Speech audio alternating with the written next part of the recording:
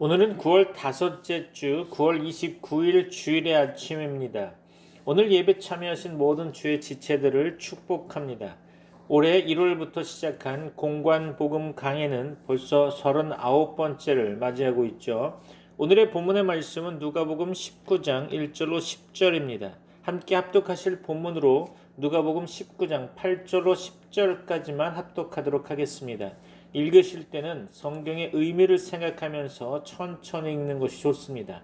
다 같이 합독하실 텐데요. 누가복음 19장 8절로 10절까지만 보도록 하겠습니다. 누가복음 19장 8절로 10절입니다.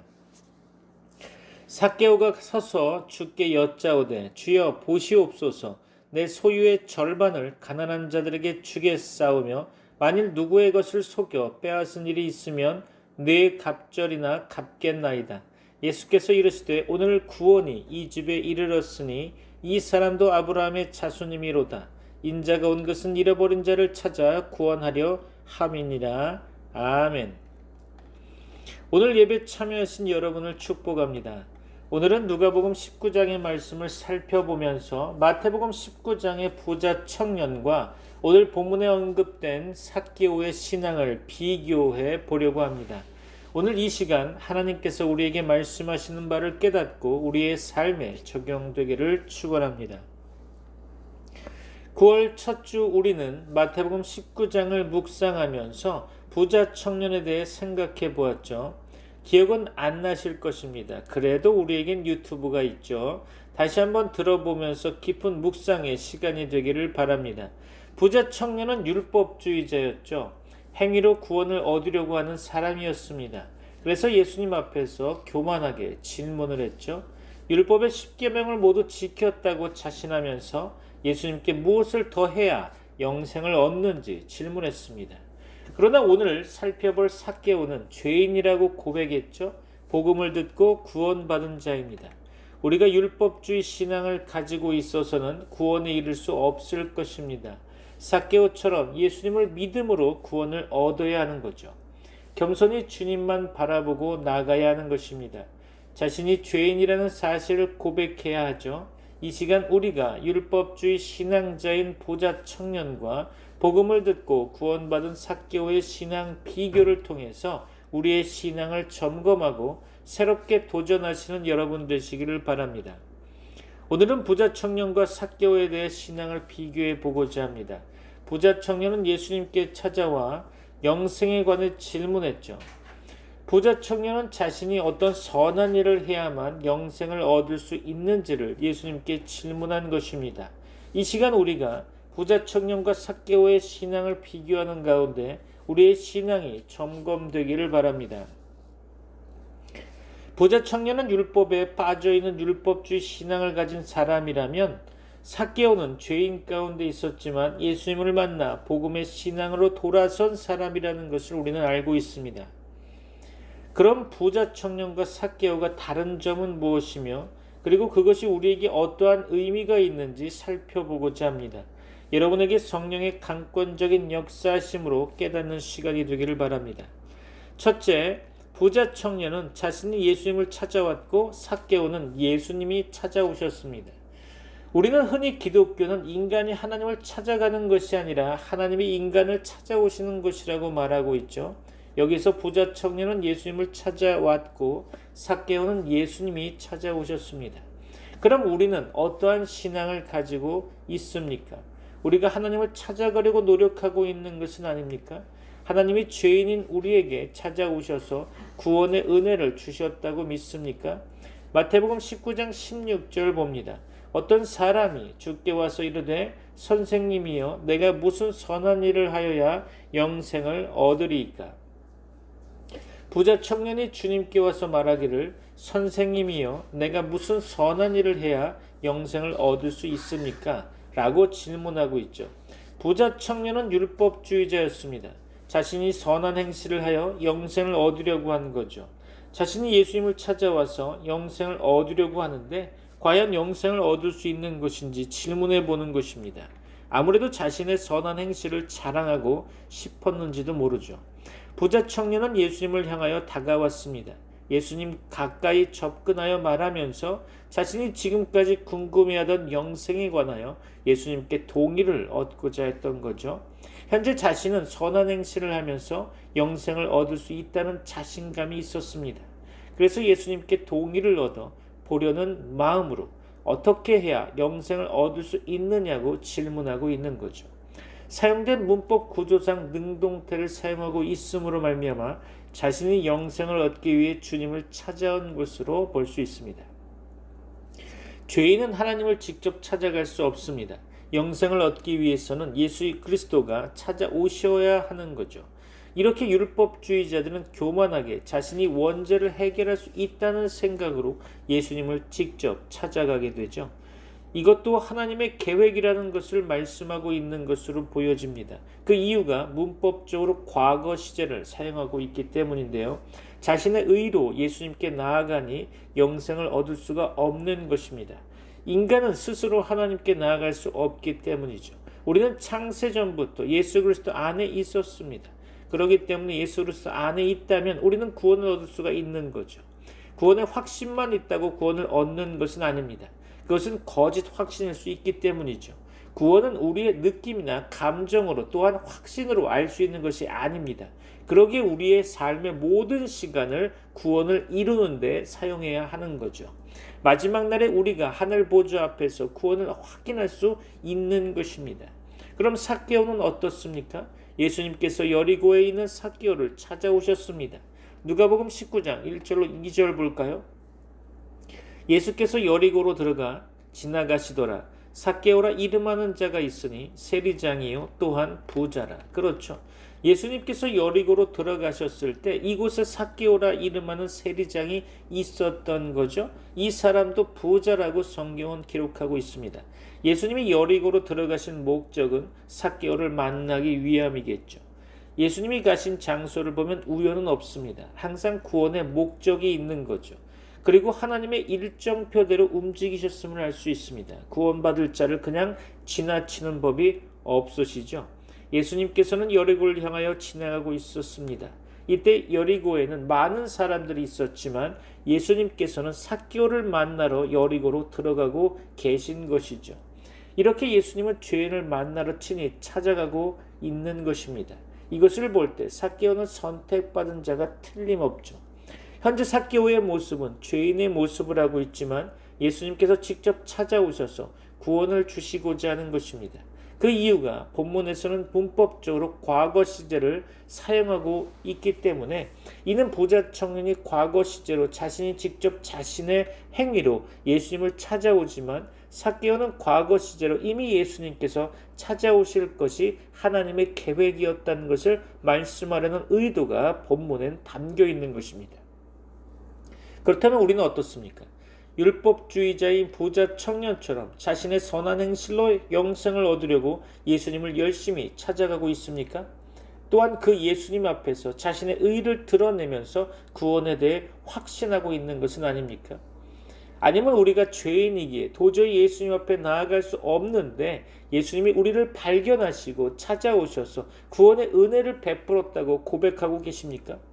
구원의 은혜를 받은 자로 감사하며 자신의 삶을 살아가고 있습니까? 여러분들이 스스로 신앙을 점검해 보기를 바랍니다. 우리는 삭개오와 같은 신앙을 가져야 하는 거죠. 겸손히 주님을 기다리면서 죄인이라는 사실을 시인함으로 하나님의 큰 은혜를 사모해야 할 것입니다. 둘째, 부자 청년과 삭개오의 구원의 조건이 무엇일까요?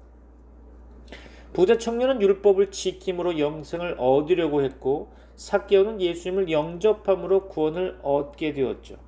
마태복음 19장 18절로 19절 볼까요? 이르되 어느 계명이 오니까 예수께서 이르시되 살인하지 말라, 간음하지 말라, 도둑질하지 말라, 거짓 증언하지 말라, 네 부모를 공경하라, 네 이웃을 네 자신과 같이 사랑하라 하신 것이니라. 부자 청년이 예수님께 영생에 관하여 질문을 했고 어떤 선한 행실을 해야 구원을 얻을 수 있는지에 관해 예수님께 질문한 거죠. 그때 예수님은 부자 청년에게 살인하지 말라, 간음하지 말라, 도둑질하지 말라, 거짓 증언하지 말라, 네 부모를 공경하라, 네 이웃을 네 자신과 같이 사랑하라고 말씀하셨죠. 그런데 여기서 특이한 점을 발견할 수 있습니다. 부자 청년은 영생에 관하여 질문했는데 예수님은 영생의 문제를 해결할 수 있는 말씀을 하지 않으셨다는 거죠. 그 이유가 모세에게 주셨던 10계명의 1계명에서 4계명은 하나님과 인간의 관계를 말씀하시는 계명인데 예수님은 이 계명은 말씀하시지 않고 5계명부터 10계명의 인간과 인간관계에 관해서만 말씀하고 있다는 것입니다. 이것은 무엇을 의미하는 거라고 생각하십니까? 현재 부자 청년은 이것을 모두 지키고 있었다는 것을 예수님이 아셨겠죠. 그래서 부자 청년이 자신만만하게 예수님을 찾아왔고 자신은 이것으로도 얼마든지 구원을 얻을 수 있다고 생각했을 것입니다. 하지만 이것으로는 절대 구원을 얻을 수가 없습니다. 영생의 주인이신 하나님이 바로 부자 청년 눈앞에 있습니다. 예수님을 영접하는 것이 바로 10계명 1계명에서 4계명을 지키는 거죠. 부자 청년은 영생의 주인이신 예수 그리스도를 깨닫지 못하고 있는 것입니다. 그런데 인간의 의에 대해서는 열심히 행동에 옮겨 지켰죠. 예수님이 인간에 관한 계명의 말씀을 끝내자마자 부자 청년은 자신이 이 모든 것을 지켰다고 고백하고 있기 때문이죠. 인간은 10계명을 모두 지킬 수 없습니다. 율법의 계명이 613가지라고 하죠. 예수님 외에는 어떠한 인간도 이러한 율법을 온전하게 지킬 수 없습니다. 부자 청년은 너무나 주님 앞에서 교만함을 보이고 있는 거죠. 자신이 율법을 모두 지켰다고 말하고 있는 것 자체가 교만입니다. 우리도 율법을 지켜서 구원을 얻으려고 한다면 그 사람은 하나님 앞에서 교만한 자가 될 것입니다. 우리는 철저히 예수 그리스도의 의를 믿음으로 말미암아 구원받아야 할 것입니다. 마태복음 19장 20절 봅니다. 그 청년이 이르되 이 모든 것을 내가 지켰사온데 아직도 무엇이 부족하니까? 그렇죠. 부자 청년은 예수님의 말씀을 기다렸다는 듯이 바로 내가 율법을 다 지켰는데 아직도 무엇이 부족합니까? 라고 당당하게 말하고 있죠. 이 얼마나 교만한 태도입니까? 인간이 어떻게 하나님의 율법을 모두 지켰다고 말할 수가 있을까요? 예수님이 이런 부자 청년의 마음을 알고 계셨죠. 그러나 예수님은 그 청년의 태도를 가지고 비난하거나 꾸짖지 않으셨습니다. 부자 청년은 인간과의 관계에 대한 계명을 철저히 지키면서 하나님의 말씀이라고 보존하고 다른 사람들이 자신의 영역에 침범하지 못하도록 철저하게 경계하면서 하나님의 말씀에서 어긋나지 않으려고 노력하면서 지켰다는 것을 말씀하고 있는 거죠. 하지만 중요한 것은 하나님과의 관계에서는 빵점이라는 것입니다. 인간관계에서는 자신의 의를 나타내기 위해 자신은 철저하게 하나님의 율법의 말씀을 지키고 있다고 자랑했던 것인데요.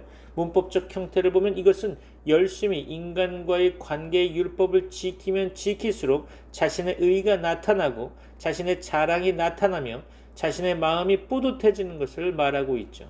그런데 이렇게 구원받지 못하고 율법주의에 빠진 자들은 이와 같이 행동할 수밖에 없다고 하나님은 말씀하고 계십니다.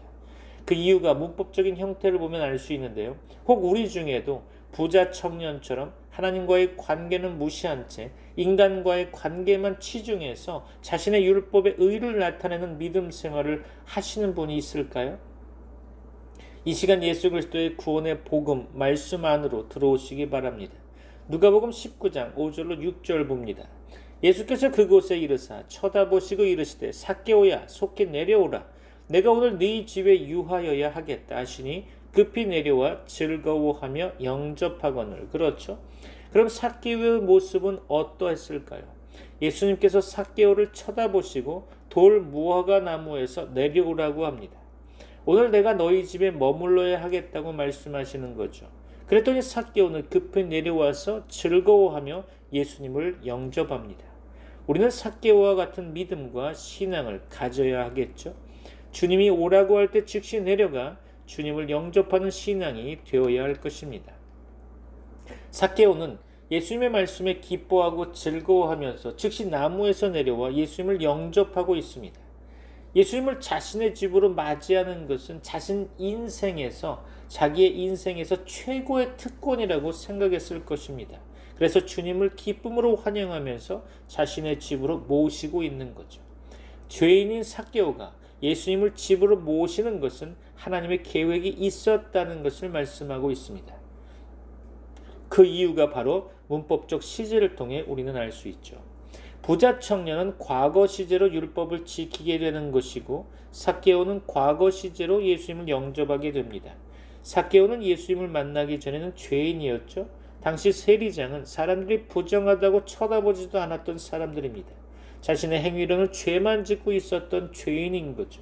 그런데 예수님이 찾아오셔서 예수님을 영접한 것입니다. 그럼 우리들은 어떻습니까? 삭개오처럼 죄만 짓고 사는 죄인이었습니까? 우리가 하는 모든 행동은 죄밖에는 없었죠. 하나님 앞에서 의로운 것이라고는 절대 찾아볼 수가 없었습니다. 이런 우리에게 삭개오처럼 예수님이 찾아오신 거죠. 우리가 한 것이라고는 십자가 복음의 말씀을 듣고 예수님을 기쁨으로 영접한 것밖에는 없습니다. 우리가 하나님 앞에서 내세울 것이 무엇이겠습니까? 아무것도 없죠. 자, 세 번째로 부자 청년과 삭개오는 재물에 대한 태도가 달랐죠. 부자 청년은 영생에 관하여 궁금했고 영생을 얻기 위해 예수님께 왔지만 영생을 얻지 못했습니다. 그 이유가 무엇입니까? 재물의 욕심 때문이었죠. 하지만 삭개오는 재물에 관하여 욕심을 부리지 않았습니다. 영생의 주인이신 예수님을 만났기 때문에 예수님 외에는 다른 것은 다 배설물로 여겼던 바울의 고백처럼 삭개오도 그랬던 거죠. 마태복음 19장 21절로 22절 볼까요? 예수께서 이르시되 네가 온전하고자 할진대 가서 네 소유를 팔아 가난한 자들에게 주라. 그리하면 하늘에서 보화가 내게 있으리라. 그리고 와서 나를 따르라 하시니 그 청년이 재물이 많음으로 이 말씀을 듣고 근심하며 가니라. 그렇죠.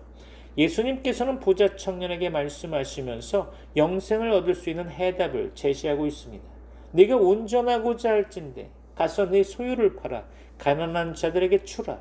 그리고 와서 나를 따르라.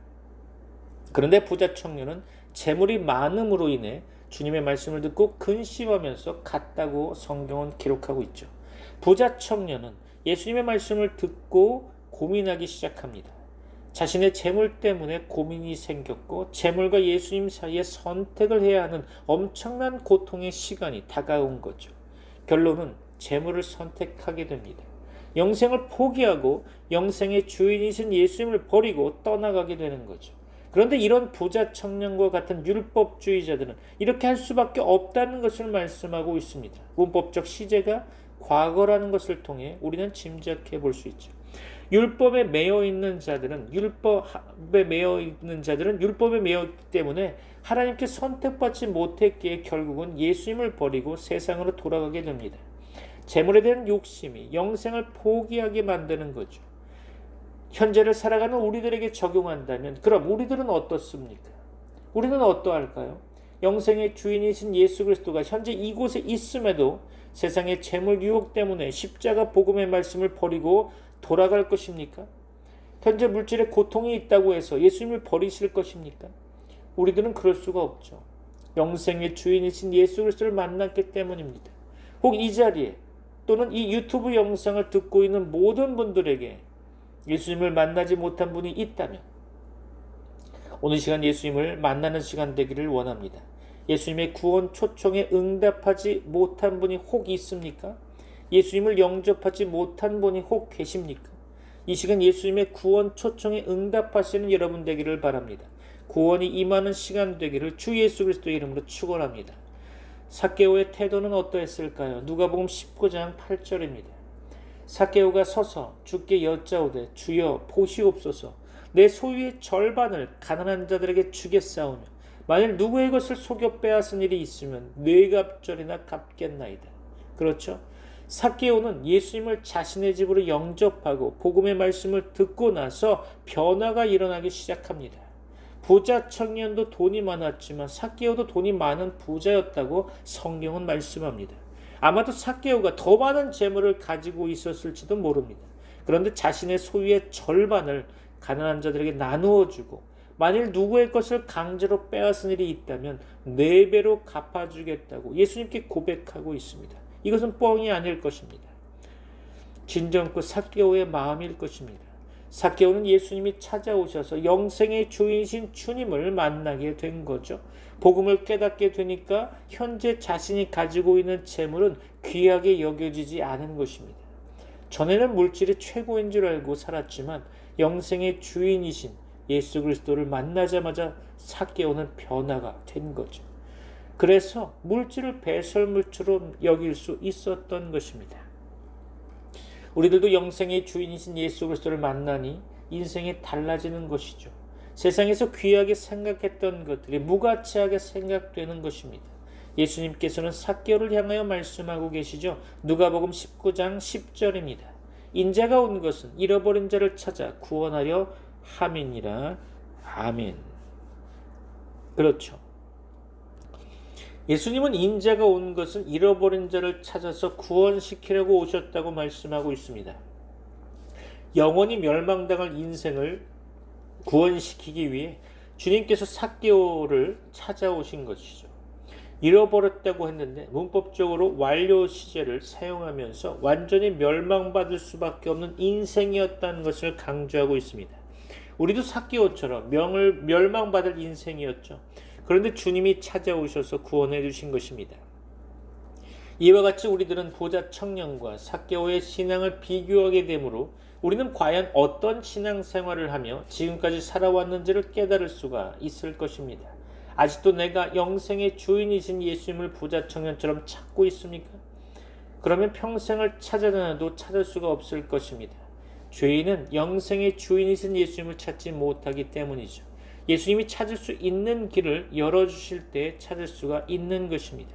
그래서 예수님이 삭개오에게 찾아오신 것처럼 우리에게도 예수님이 찾아오셨기 때문에 구원을 받을 수 있게 되는 거죠. 우리가 예수 그리스도를 만나서 구원의 은혜를 받은 것은 우리가 한 것이 아무것도 없습니다. 선한 행실을 한 것도 없고 오직 십자가 예수 그리스도의 복음의 말씀을 듣고 예수 그리스도를 영접한 사실을 밖에는 없는 거죠. 그래서 구원이 감사한 것입니다. 우리가 받은 구원은 삭스로 받은 것이 아니라 하나님이 값없이 주시는 은혜로 받았기 때문이죠. 그렇다면 이제부터 삭개오처럼 세상의 것에 관심을 더 이상 갖지 말고 예수 그리스도의 십자가 복음의 말씀에 관심을 기울여야 할 것입니다.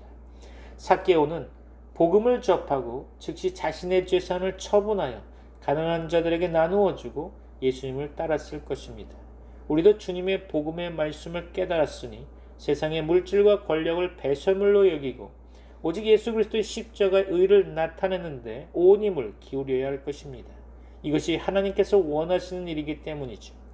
예수님께서 우리에게 찾아오셔서 죄 가운데 살았던 우리 인생을 의인의 인생으로 바꾸어 주셨습니다. 믿습니까? 예수님은 만세전에 선택한 우리를 잊지 않으시고 찾아오셔서 구원해 주신 것입니다.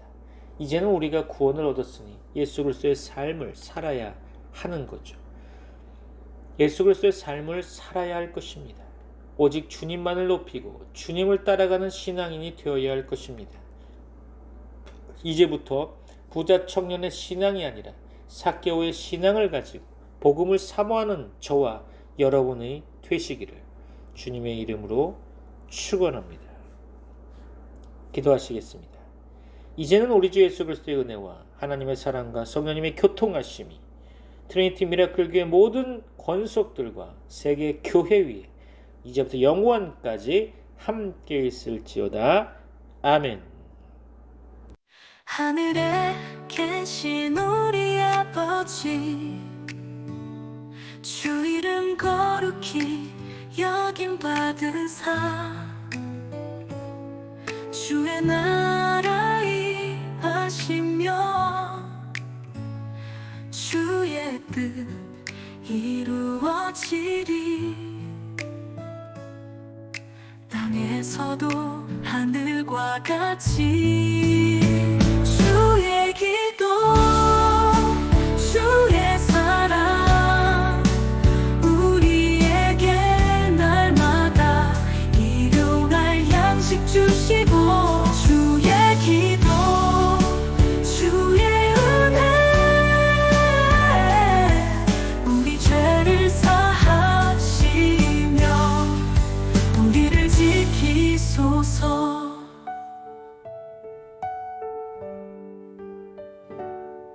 우리를 시험 들게 마시고 악에서 구원하소서.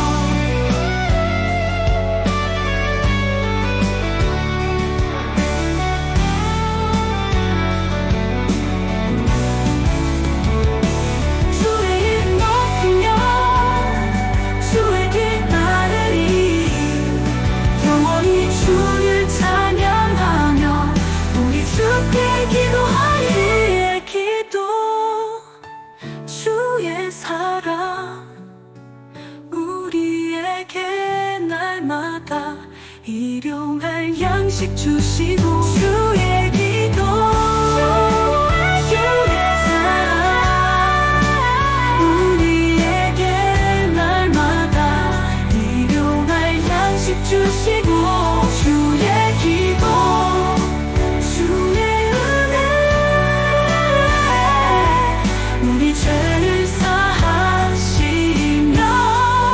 우리를 지키소서 우리 죄 사하시며 우리를 지키소서 아멘 아멘